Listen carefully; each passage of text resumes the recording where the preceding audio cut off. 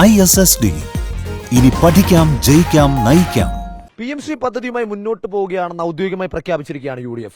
അതിൽ LDFനെയാണ് ഈ ഘട്ടത്തിൽ ഇപ്പോഴും അവർ പഴിചാരുന്നത്. SFയുടെ സംസ്ഥാന സെക്രട്ടറി PS സഞ്ജീവ് നമ്മോടൊപ്പം ചേരുകയാണ്. LDF ഒപ്പിട്ടതുകൊണ്ട് ഞങ്ങൾക്ക് വേറെ വഴിയില്ല എന്ന് പറഞ്ഞാണ് അവർ മുന്നോട്ട് പോകുന്നത്. എങ്ങനെയാണ് SFI ഇതിനെ നോക്കി കാണുന്നത്? ആദ്യത്തെ ചോദ്യം പിന്നെന്താണ് ഇലക്ഷനിൽ പറഞ്ഞത് എന്നുള്ളതാണ്. ഇലക്ഷൻ സമയത്ത് എന്താണ് അവരുടെ പ്രസംഗങ്ങൾ എന്നുള്ളത് സ്വാഭാവികമായ ചോദ്യമാണ്.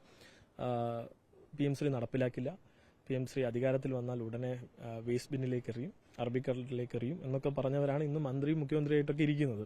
അപ്പോൾ ഒരു MOU മെമ്മോറാണ്ടം ഓഫ് അണ്ടർസ്റ്റാൻഡിംഗ് ഒപ്പിട്ട് കഴിഞ്ഞാൽ അതിൽ നിന്ന് പിൻവാങ്ങാനുള്ള എല്ലാ അധികാരവും ഒരു സർക്കാരിനുണ്ട്. കെപ്റ്റിൻ അബേൻസ് ആക്കി വെച്ച് അന്ന് ഇത് ഒപ്പിട്ടതിന്റെ 10 ദിവസത്തിനുള്ളിൽ നമ്മൾ ഇവിടുന്ന് അന്നത്തെ LDF സർക്കാർ കത്തയച്ചു. അതോടൊപ്പം തന്നെ സബ് കമ്മിറ്റിയുടെ തീരുമാനപ്രകാരം ഇത് നടപ്പിലാക്കുന്നില്ല എന്നൊരു കത്തുകൂടി അങ്ങോട്ടേക്ക് അയച്ചതാണ്. അതോടുകൂടി അത് ഫ്രീസായി. പിന്നെ അത് പൊടിതട്ടി എടുക്കണമെന്ന് കേന്ദ്ര സർക്കാർ ആവശ്യപ്പെട്ടു ഇവർ അധികാരത്തിൽ വന്നപ്പോൾ. പിന്നെ എങ്ങനെയാണ് LDF സർക്കാർ ഒപ്പിട്ടത് കൊണ്ട് ഇത് നടപ്പിലാക്കുന്നു എന്ന് പറയുക? ആ ന്യായം നിലനിൽക്കുന്നില്ല എന്ന് മാത്രമല്ല അത് പൂർണ്ണമായും കള്ളമാണ്. മറിച്ച് അവർ യഥാർത്ഥത്തിൽ ചെയ്തു കൊടുക്കുന്നത് ഉന്നത വിദ്യാഭ്യാസ മേഖലയെ പതുക്കെ ഗ്രസിച്ചുകൊണ്ടിരിക്കുന്ന ഗവർണറുടെ ഒരു ഭാഗത്തു നിന്നുള്ള പ്രവർത്തനത്തെ ഇരുഭാഗത്തുനിന്ന് ഇപ്പുറത്തുനിന്ന് പൊതുവിദ്യാഭ്യാസത്തെയും കൂടി RSSന്റെ കൈകളിലേക്ക് എത്തിക്കാൻ. ഇത് കേവലം പേര് മാറ്റുന്നതോ ബ്ലോക്കിലെ 2 സ്കൂളുകൾക്ക് PM3 എന്ന് പേരിടുന്നതോ അതോടൊപ്പം പെയിന്റ് അടിക്കുന്നതോ മാത്രം വിഷയമല്ല. അതോടുകൂടി PM3 ഒപ്പിടുന്നതോടുകൂടി ഈ ന്യൂ എഡ്യൂക്കേഷൻ പോളിസി, സംഘപരിവാറിന്റെ നാഷണൽ എഡ്യൂക്കേഷൻ പോളിസിയെ ഈ സംസ്ഥാനത്ത് പൂർണ്ണമായും നടപ്പിലാക്കുന്നു എന്ന തരത്തിലേക്ക് കാര്യങ്ങൾ മാറും. അതിന്റെ ഒരു ഫ്ലാഗ്ഷിപ്പ് പ്രൊജക്റ്റാണ് ഈ പറഞ്ഞ PM3. ആ PM3 ആണ് ഇവിടെ നടപ്പിലാക്കാൻ അവർ ഉദ്ദേശിക്കുന്നത്. അത് കേവലം ഈ പറഞ്ഞ 2 വിഷയങ്ങൾക്ക് പുറമെ സംസ്ഥാനത്തെ മുഴുവൻ സ്കൂളുകളിലെയും സിലബസ് തീരുമാനിക്കാനുള്ള ബോഡിയായി NCERTയെ അധികാരപ്പെടുത്തും. എന്ന് വെച്ചാൽ NCERT നാളെ തൊട്ട് ഇങ്ങോട്ടേക്ക് സിലബസ് അയക്കും.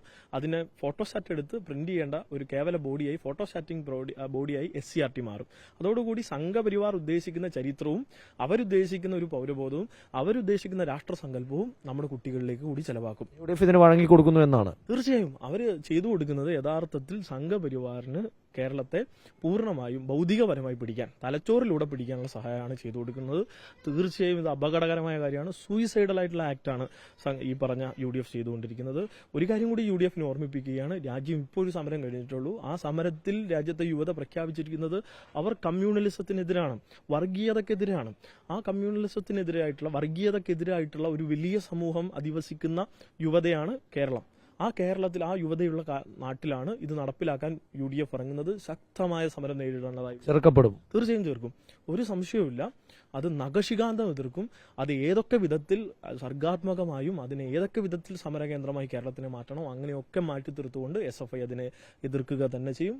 PM3 നടപ്പിലാക്കുന്നത് വൻതോതിലുള്ള അപകടകരമായിട്ടുള്ള ഒരു സൂയിസൈഡൽ ആക്ടായിട്ട് തന്നെ നമ്മളതിനെ കാണണം. അതോടൊപ്പം UDF പ്രൊജക്ടിന്റെ അല്ലെങ്കിൽ UDF മുന്നോട്ട് വെക്കുന്ന ആശയങ്ങളുടെ ഏഴാലത്ത് നിൽക്കാത്തൊരു ആശയമാണ് ഈ PM3 മുന്നോട്ട് വെക്കുന്നത്. അതിനർത്ഥം ഈ മുഴുവൻ പോളിസികളും അവർ മുന്നോട്ട് വെക്കുന്ന എന്തെങ്കിലും മതനിരപേക്ഷ പോളിസി അവർ നടപ്പിലാക്കുമെന്ന് ഉദ്ദേശിക്കുന്നുണ്ട്. അവരുടെ പ്രസംഗങ്ങളിലൊക്കെ നടത്തുന്ന ആ ആക്ടിൽ എന്തെങ്കിലും ഒരു സത്യസന്ധത അവർ വെക്കുന്നുണ്ടെങ്കിൽ ഒരു കാരണവശാലും ഇത് നടപ്പിലാക്കാൻ പാടില്ല.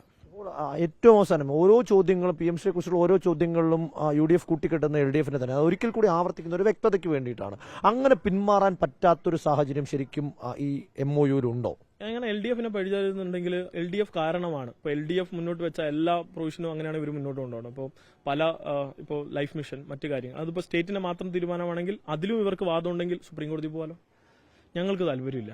എന്തുകൊണ്ട് നിയമപരമായി പോകുന്നില്ല എന്ന ചോദ്യമുണ്ടോ? ഉണ്ട്. സുപ്രീം കോടതി പോകാലോ. ഈ വാദമാണോ അവർ വെക്കുന്നതെങ്കിൽ സുപ്രീം കോടതി പോകണമല്ലോ.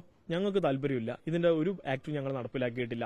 സ്കൂളുകളെ ഐഡന്റിഫൈ ചെയ്തിട്ടില്ല, പണം വാങ്ങിയിട്ടില്ല എന്ന് അവർ സമ്മതിച്ചു. ആദ്യം VD സതീശൻ പറഞ്ഞത് പണം വാങ്ങിയതാണ്. ഇന്നിപ്പോ ശംസുദ്ദീൻ പറഞ്ഞു രാവിലെ പണം വാങ്ങിയിട്ടില്ല. പണം ഏതിന്റെയാ വാങ്ങിയത്? സർവ്വശിക്ഷ അഭിയാന്റെ ഫണ്ട് ഇവിടെ കിട്ടാനുള്ള പണമാണ് ഇവിടെ കിട്ടിയിട്ടുള്ളത്. PM3ന്റെ ഫണ്ട് കിട്ടിയിട്ടില്ല. അപ്പോൾ PMCയുടെ ഫണ്ട് കിട്ടാതിരിക്കുകയും PMCയുടെ ഒരു ആക്ടും ഒരു അടുത്ത സ്റ്റെപ്പും ഫർദർ സ്റ്റെപ്പും നടപ്പിലാക്കാത്ത സ്റ്റേറ്റാണ് കേരളം. ഒന്നും നടപ്പിലാക്കിയിട്ടില്ല. ഈ MOU സൈൻ ചെയ്ത് അത് ഫ്രീസ് ചെയ്യപ്പെട്ട സ്ഥലത്ത് നിന്ന് പിന്നെ അത് നടപ്പിലാക്കിയേ പറ്റൂ എന്ന നിർബന്ധം ഉണ്ടായിരിക്കുന്നത് രാഷ്ട്രീയ നിർബന്ധമാണ്. ആ രാഷ്ട്രീയ നിർബന്ധം സംഘപരിവാറിന്റെ രാഷ്ട്രീയ നിർബന്ധത്തിന് കോൺഗ്രസ് വഴങ്ങിയതാണ്. ഇതിൽ ഈ ഒപ്പിട്ടതുമായി ബന്ധപ്പെട്ട് യാതൊരു ബന്ധവുമില്ല. അത് കോൺഗ്രസിന് ഇതിൽ നിന്ന് സ്വയം രക്ഷിക്കാനുള്ള കേവല വാദമാണ്. ആ വാദം കൊണ്ട് ഇത് നടപ്പിലാക്കാൻ കഴിയുമെന്ന് കോൺഗ്രസ് വിചാരിക്കരുത്. അത് ശരിയല്ല എന്നുള്ളത് തന്നെയാണ് അവർ തന്നെ പ്രഖ്യാപിച്ചത്. പിന്നെ അതിൽ വേറൊരു ചോദ്യമുണ്ട്, പിന്നെ എന്ത് മനസ്സിലാക്കിയാണ് ഇവർ അങ്ങനെ ഒരു പ്രഖ്യാപനം നടത്തിയത്?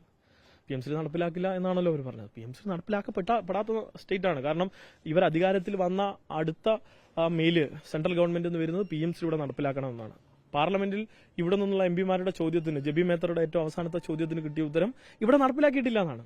കേരളത്തിൽ നടപ്പിലാക്കിയിട്ടില്ല എന്നാണ്. അപ്പോൾ കേരളത്തിൽ നടപ്പിലാക്കാത്ത PMCയെ നടപ്പിലാക്കിയേ പറ്റൂ എന്ന നിർബന്ധ ബുദ്ധി ഇപ്പോൾ ആർക്കാണ്? അത് UDF-നാണ്. RSS UDF ധാരണ സംശയിക്കപ്പെടുന്നുണ്ടോ? ഇത് പ്രബലമാണ്. അപ്പോൾ പ്രബലമാണ് എന്ന് പറയാൻ കാരണം ഇന്നിപ്പോൾ ഉന്നത വിദ്യാഭ്യാസ മന്ത്രിയുടെ ഒരു യോഗത്തിൽ പോയി വരികയാണ്. ആ യോഗത്തിൽ ഞാൻ പങ്കെടുത്തുകൊണ്ട് അവിടെ ഉന്നത വിദ്യാഭ്യാസ വകുപ്പിന്റെ പ്രിൻസിപ്പൽ സെക്രട്ടറി ഉണ്ടായിരുന്നു. അപ്പോൾ SFIയുടെ ഭാഗമായി ഞങ്ങളൊരു വിമർശനം മുന്നോട്ട് വെച്ചു. പ്രിൻസിപ്പൽ സെക്രട്ടറിയുടെ അസാധാരണമായ നീക്കം, ഒന്ന് നിങ്ങളുടെയൊക്കെ വാർത്തയുടെ അനുസരിച്ച് ഞങ്ങൾ മനസ്സിലാക്കി, ഒന്ന് ഗവർണറെ നേരിട്ട് പോയി കണ്ടത്, അതോടൊപ്പം അദ്ദേഹം ഈ കോളേജുകളിലും യൂണിവേഴ്സിറ്റികളിലും നേരിട്ട് ഇടപെടുന്നത്. ഇതിനെ സംബന്ധിച്ച് വാദം മുന്നോട്ട് വെച്ചപ്പോൾ പ്രിൻസിപ്പൽ സെക്രട്ടറി ആ യോഗത്തിൽ അവസാനമായി സംസാരിച്ചുകൊണ്ട് പറഞ്ഞത്, അത് നിർബന്ധമായും എനിക്ക് ചെയ്യേണ്ടതായി വരും. ഗവർണർ രാജ്യത്തിന്റെ ഈ സംസ്ഥാനത്തെ ഒരു കോൺസ്റ്റിറ്റ്യൂഷണൽ ബോഡി ആയിട്ടാണ്. പക്ഷേ ഗവർണർ അല്ല വിളിച്ചത്, അദ്ദേഹത്തെ സമൻ ചെയ്തിട്ടുള്ളത് ചാൻസലറാണ്. അപ്പോൾ ചാൻസലർ സമൻ ചെയ്തതിനു ശേഷം എന്താ നടപ്പിലാക്കുന്നത്? സംഘപരിവാർ കാഴ്ചപ്പാടുകളാണ്.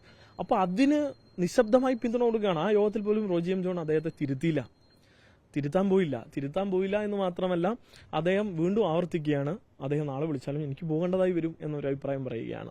അതുമാത്രമല്ല, കഴിഞ്ഞ സർക്കാരിന്റെ കാലത്തൊക്കെ അദ്ദേഹം ഉടനെ വകുപ്പിൽ അന്വേഷിച്ച് എത്ര തവണ ഉന്നത വിദ്യാഭ്യാസ വകുപ്പിന്റെ ആളുകളും അല്ലെങ്കിൽ വ്യത്യസ്ത വകുപ്പിന്റെ സെക്രട്ടറിമാർ ഇവരെയൊക്കെ കാണാൻ പോയി എന്നുള്ളതാണ്. ഇവിടെ പ്രത്യേകമായി ഇന്നത്തെ പ്രിൻസിപ്പൽ സെക്രട്ടറിയുടെ കാര്യത്തിൽ പറയാനുള്ളത്, അദ്ദേഹം ഒരു RSS ഏജന്റ് തന്നെയാണ്.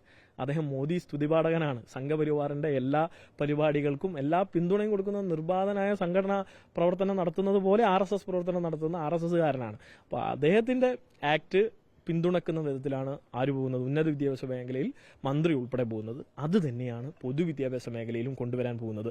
ഞാൻ ചോദിക്കുന്നത്, ലീഗല്ലേ പൊതുവിദ്യാഭ്യാസ മേഖല ഇത് കൈകാര്യം ചെയ്യുന്നത്?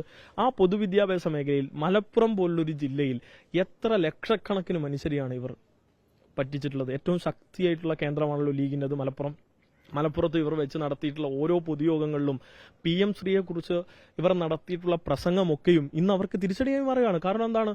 അവർ സംഘപരിവാറിന്റെ ഇംഗിതത്തിലേക്ക് വഴങ്ങിക്കഴിഞ്ഞിരിക്കുന്നു. സംഘപരിവാർ മുന്നോട്ട് വെക്കുന്ന എല്ലാ കാര്യങ്ങളിലും അംഗീകരിക്കുന്നവരായി കാര്യങ്ങൾ മാറുന്നു. പൊതുവിദ്യാഭ്യാസ മേഖലയിൽ കൂടി സംഘപരിവാറിന് കൊടുക്കുന്നു.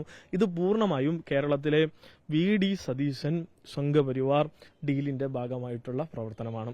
കോൺഗ്രസ് അതിന് വഴങ്ങേണ്ട വന്ന വിധത്തിലേക്ക് കോൺഗ്രസിലെ നേതൃത്വവും അതിന് ആ നിലയിൽ പിന്തുണ കൊടുക്കുന്നു എന്ന അവസ്ഥയിലേക്ക് കാര്യങ്ങൾ എത്തുന്നു എന്നുള്ളതാണ്. ഇതിൽ ഞങ്ങൾക്കുള്ള ഏറ്റവും വലിയ സംശയം, സർവകലാശാലകളിൽ ഈ നിയമനങ്ങളൊക്കെ നടക്കുമ്പോൾ നിശബ്ദനായി തുടരുന്ന, സർവകലാശാലയിൽ MGയിലാവട്ടെ ഇപ്പോൾ ലാസ്റ്റ് നടന്ന എല്ലാ നിയമനങ്ങളിലും സംഘപരിവാറുകാരാണ് കയറിയിട്ടുള്ളത്. നിശബ്ദനായി തുടരുകയായിരുന്നു ഇവരൊക്കെയും. അതേ നിശബ്ദത ഇപ്പുറത്ത് ഈ വിഷയത്തിലും പല കാര്യങ്ങളിലും മുന്നോട്ട് കൊണ്ടുപോവുകയാണ്. സംഘപരിവാറിന് കീഴടങ്ങുന്ന വിധത്തിലേക്ക് പൊതുവിദ്യാഭ്യാസത്തെ എത്തിക്കുകയാണ്. അതുവഴി ഉണ്ടാവാൻ വേണ്ടി പോകുന്ന ഏറ്റവും വലിയ അപകടം, കോളേജുകളിൽ നമ്മളിപ്പോൾ ഗവർണറെ നേരിടുന്നു. അത് നമുക്ക് പൊതുവിദ്യാഭ്യാസത്തിൽ നിന്ന് കിട്ടിയ കരുത്തുകൊണ്ടാണ്. ഇന്ത്യ മതേതരമാണെന്നും ഇന്ത്യക്ക് പ്ലൂറലിസ്റ്റിക് ആയിട്ടുള്ള ഒരു സ്വഭാവം ഉണ്ടെന്നും ഇന്ത്യ ഇങ്ങനെയൊക്കെയാണ് വളർന്നു വന്നതെന്നും നമ്മൾ പഠിച്ചത് സ്കൂളുകളിൽ നിന്ന് പഠിച്ചുകൊണ്ടാണ് കോളേജുകളിൽ അങ്ങനെ അല്ലാത്തൊരു ഇടപെടൽ ഗവർണർ നടത്തുമെന്ന് നമ്മൾ ചോദ്യം ചെയ്യുന്നത്. അപ്പോൾ നാളെ പൊതുവിദ്യാഭ്യാസത്തിലും ഇതുപോലുള്ള ആളുകൾ വന്ന് സംഘപരിവാർ ബോധമുള്ള ആളുകളെ സൃഷ്ടിച്ചാൽ കേരളം എന്താവും? കേരളം സംഘപരിവാറിന് ഭൗതികമായി കീഴ്പ്പെടും. എന്ന് വെച്ചാൽ നാളെ സംഘപരിവാറിന് എളുപ്പത്തിൽ ഇവിടെ ഒരു തെരഞ്ഞെടുപ്പ് ജയിക്കാൻ കഴിയുന്ന വിധത്തിലുള്ള പൗരന്മാർ ഉണ്ടാകും. തെരുവിൽ സമരം ചെയ്യാൻ തന്നെയാണ്. ഒരു കാരണവശാലും ഞങ്ങൾ ഇതിൽ പുറകോട്ട് പോകില്ല. UDF ആദ്യം നേരിടേണ്ടി വരിക ഞങ്ങളെയാണ്, അവസാനവും നേരിടേണ്ടി വരിക ഞങ്ങളെയാണ്. ഞങ്ങളെ മറികടന്നുകൊണ്ട് മാത്രമേ അവർക്ക് ഈ തീരുമാനം നടപ്പിലാക്കാൻ കഴിയൂ. ഒരു സംശയവും വേണ്ട. VD സതീശന് എത്ര സംവിധാനങ്ങൾ ഉപയോഗിക്കാം.